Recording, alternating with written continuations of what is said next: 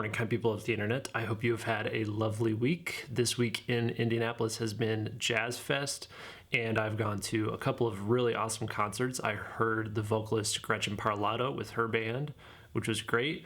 I also heard a solo guitar set done by Bill Frisell, which was also great.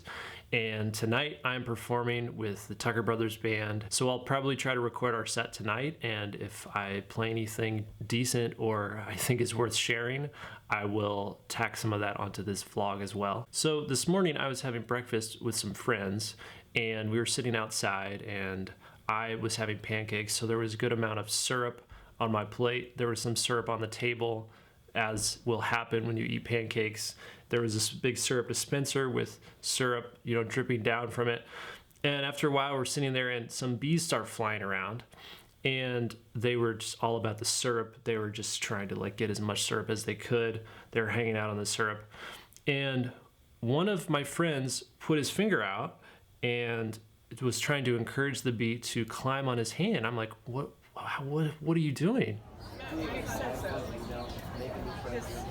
Come here, friend. A little syrup on your hand. No, I don't want your butt.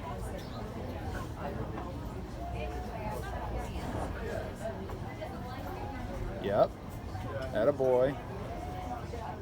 There he is.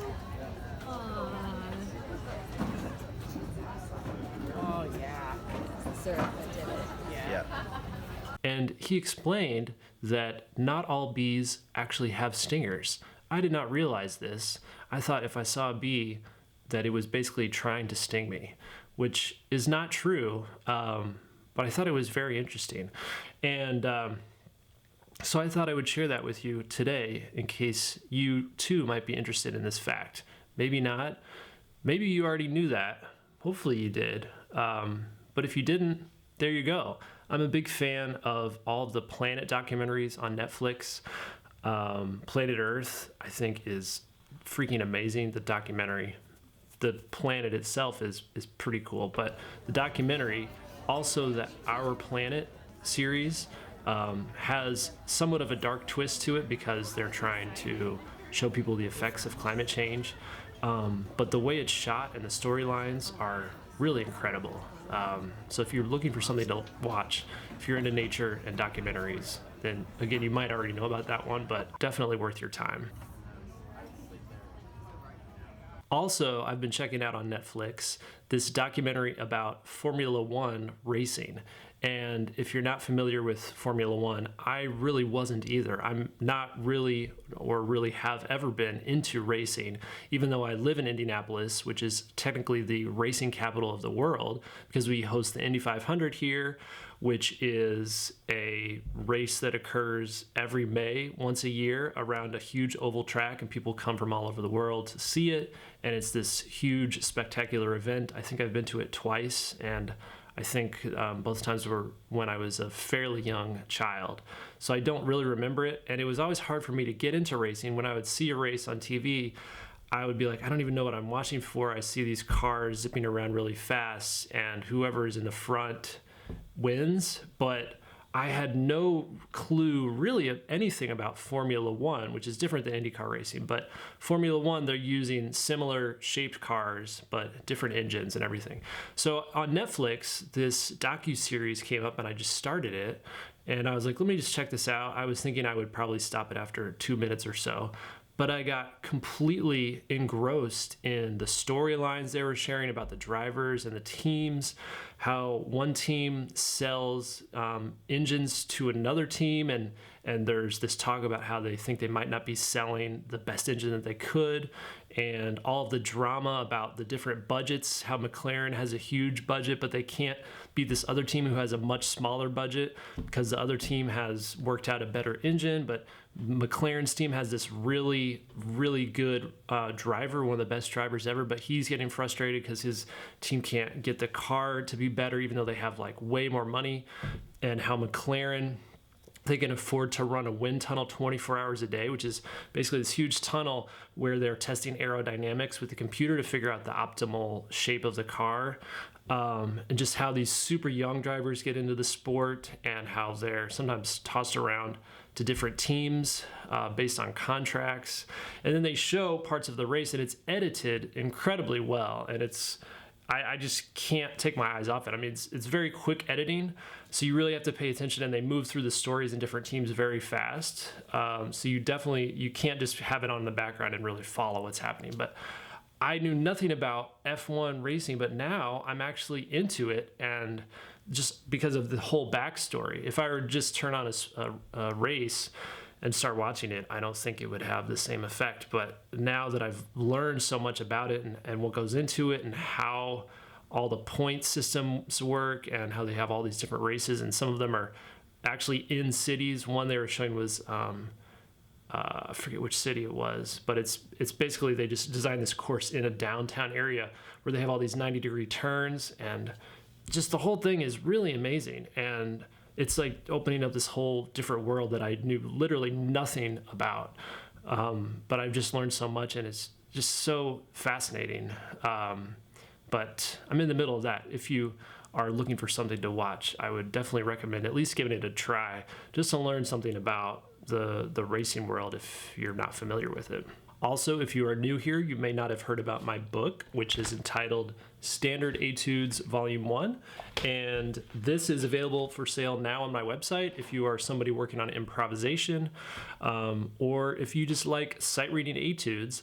I've written 10 etudes, and basically they are solos over the chord changes to 10 common standards, like All the Things You Are, Stella by Starlight, On Green Dolphin Street, tunes like that. And it's available in B flat, E flat, C, and bass clef. And I wanted to talk a little bit just about this whole idea of being a musician and releasing products, because I think most of the time when you are new to the music world, you're still becoming aware of all the different ways that you can actually use your skills and let your skills work for you. And this was something that I really wasn't even aware of, maybe even just 5 years ago. But this whole idea of having a product and releasing it, it's really a whole different mindset than thinking about just being a musician, because if you're a musician, you have two main options as far as working. You can be playing, performing music live or recording or whatever it is, where you're actually spending time playing. And the second big one is teaching. So then in that case, you are with a private student, or you're with a class or a master class, or leading an ensemble, or whatever the situation may be.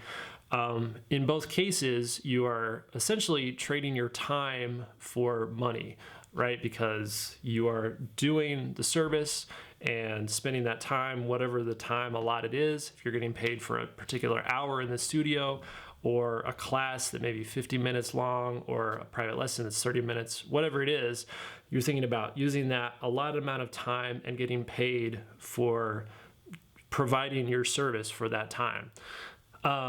So this other idea of having a product and releasing it is very different, because now you're thinking about putting in time up front, and that could be open-ended. You may not even know how long you're going to need up front, but afterwards you have this product that you're able to sell essentially in your sleep, and you can have it up on your website or however you want to do it. But it's a cool concept, because now you can be selling this thing and, again, sharing your skill and service, but in a slightly different way. And you can make money even though you are not physically there, or any way giving your exact amount of time while that sale is being made.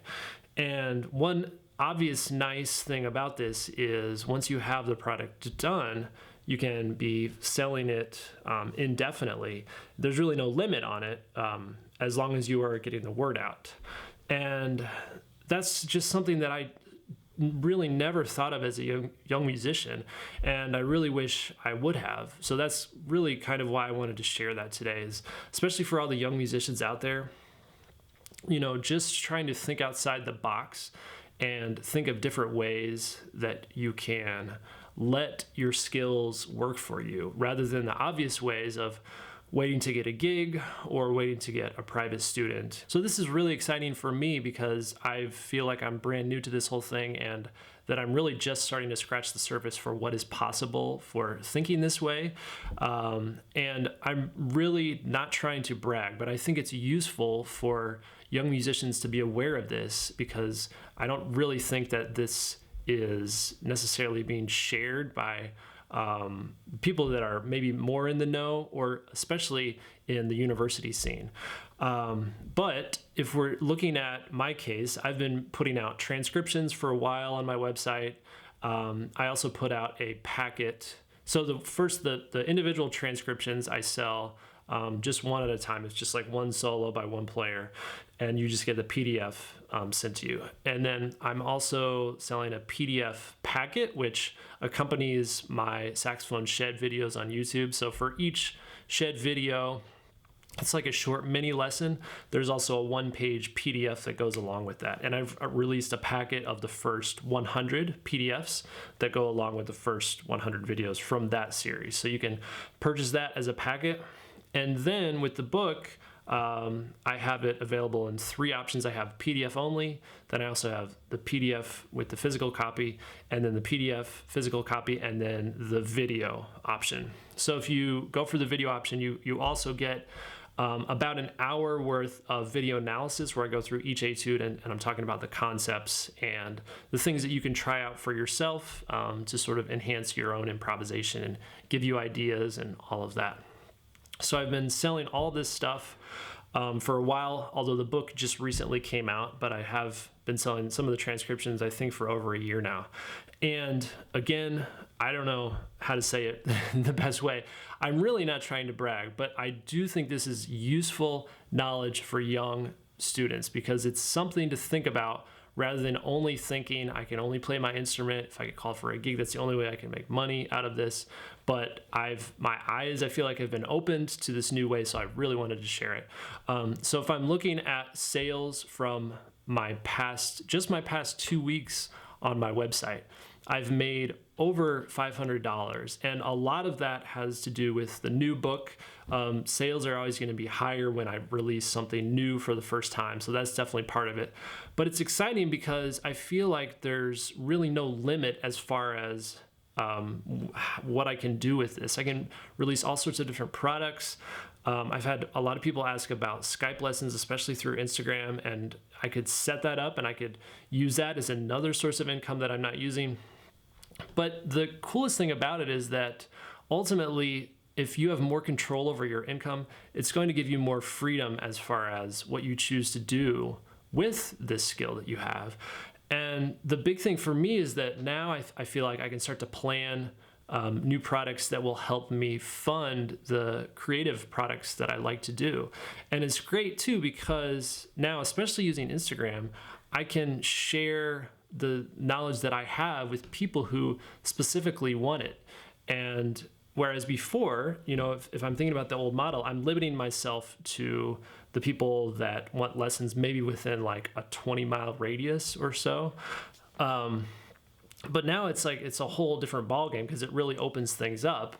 And if people want to study with me or they're interested in my ideas, they can go right to the book or the analysis or the videos or whatever it is and get that stuff. And you don't have to live here or you don't have to live near anybody that you really want to teach with. Just trying to think about it in this way and branching out and trying to connect with more people. I know when I talk to a lot of young musicians now, they're thinking, I just want a gig, which is very open-ended and difficult to know what that scene is going to be like until you are really in it. I know for me, I always wanted to be more of a jazz player, and then I got really deep into doing the Broadway musicals, and essentially throughout pretty much all of my 20s, I played almost 0 jazz gigs.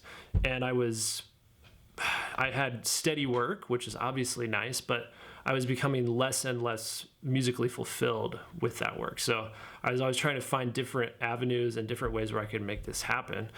And so this is one of the things that has been really exciting lately. So I just wanted to share that and just give you something to think about if you might be interested in doing that for yourself. I'm going to do another vlog later on, I think, where I talk about more of this idea of this new model of freelance musician, and it's really more along the lines of being an entrepreneur versus freelance. And because I do think there's a distinction there, and I'm learning about it more as I get into it. But I'm going to dedicate a vlog to that where I go more into detail about that sort of divide. But for now, I just wanted to share this tidbit, and hopefully you found it interesting. All right, let's go into a little bit of footage from the gig tonight. All right, I will talk to you later. On second thought, since this vlog is already a little bit on the long side, I'm going to save the footage from our set today for a future vlog. So stay tuned. All right, thank you for watching, and I hope you have a glorious week, and I will see you next time.